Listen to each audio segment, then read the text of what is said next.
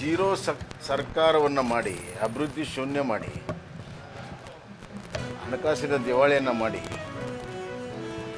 ಮತ್ತು ಹೆಜ್ಜೆ ಹೆಜ್ಜೆಗೂ ಹಗರಣಗಳನ್ನು ಮಾಡ್ಕೊತ ಹೋಗಿ ಇವತ್ತು ಕೋರ್ಟಲ್ಲಿ ಕೇಸ್ ಇದೆ, ಅದನ್ನು ಪ್ರಭಾವ ಮಾಡುವಂಥ, ಮರೆಮಾಚುವಂಥ ಕೆಲಸಕ್ಕೆ ಇವತ್ತು ದೊಡ್ಡ ದೊಡ್ಡ ಸಮಾವೇಶಗಳನ್ನು ಮಾಡ್ತಾಯಿದ್ದಾರೆ. ಸರ್ಕಾರಿ ದುಡ್ಡಿನಲ್ಲಿ ಮಾಡ್ತಾಯಿದ್ದಾರೆ.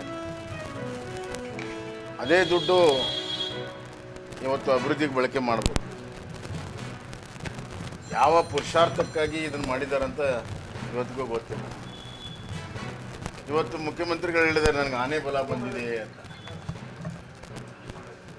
ಸ್ವಾಮಿ, ನೀವು ಆಗಲೇ ಮುಖ್ಯಮಂತ್ರಿ ಆಗಿದ್ದೀರಿ, ನೀವು ಜನರಿಗೆ ಆನೆ ಬಲ ತುಂಬಬೇಕು, ಜನರ ಬದುಕಿಗೆ ಆನೆ ಬಲ ತುಂಬಬೇಕು, ನಿಮಗಲ್ಲ.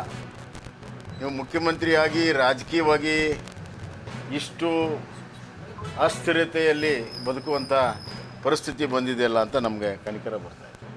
ನಿಮ್ಗೊಂದು ಸಮಾವೇಶ ಬೇಕಾ ನಿಮಗೆ ಬಲ ತಗೊಳ್ಳೋದಕ್ಕೆ ಮುಖ್ಯಮಂತ್ರಿಯಾಗಿ?